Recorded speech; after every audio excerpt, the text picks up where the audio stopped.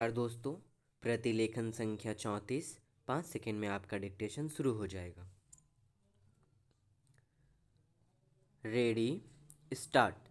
उपाध्यक्ष महोदय, इसमें कोई संदेह नहीं है, लेकिन कई स्थानों पर देखा गया है कि काफ़ी काम हो रहा है, जबकि कुछ को इतनी उपेक्षा की दृष्टि से देखा जाता है कि वहाँ काम ना होने के कारण वे इलाके विकास की दृष्टि से पीछे रह जाते हैं।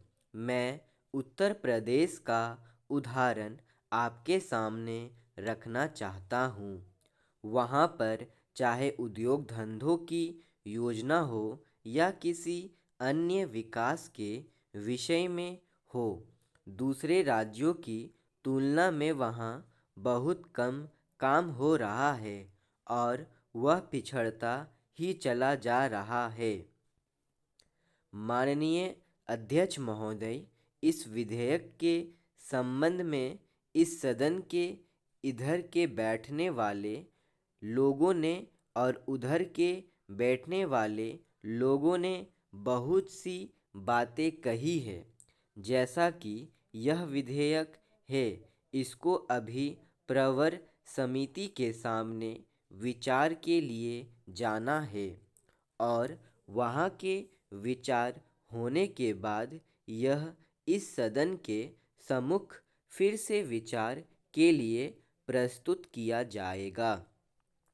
तब माननीय सदस्यों को पूरे तरीके से यह अधिकार होगा कि जहाँ तक इसके अनुबंधों का संबंध है उसमें परिवर्तन कर सकते हैं और उनको हटा सकते हैं। कल से जो बातें हो रही है वह सब नोट की गई है और मैंने बहुत सी बातों को सुना है। प्रवर समिति में उन सब बातों पर विचार किया जाएगा। बहुत से माननीय सदस्यों ने इस तरह की बातें कही है, वह बहुत आवश्यक मालूम हुई है और जैसा कि मैंने कहा है कि उन पर विचार किया जाएगा।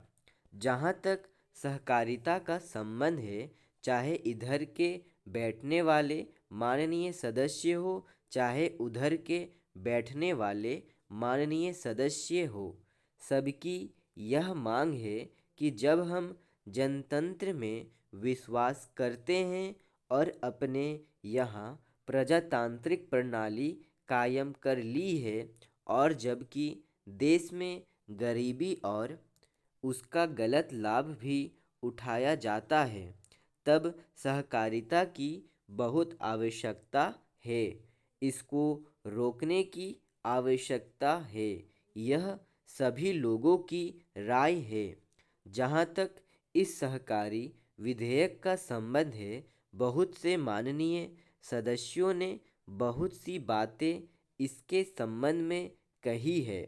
मैं सब बातों का विवरण में तो उत्तर नहीं दे सकता हूँ, लेकिन मैं थोड़े में खास खास बातों का उत्तर देने की कोशिश करूँगा। जैसा मैंने अभी कहा, जब हमने अपने यहाँ जनतंत्र कायम किया है तो हमें अपने समाज के ढांचे को बदलना पड़ेगा। स्टॉप।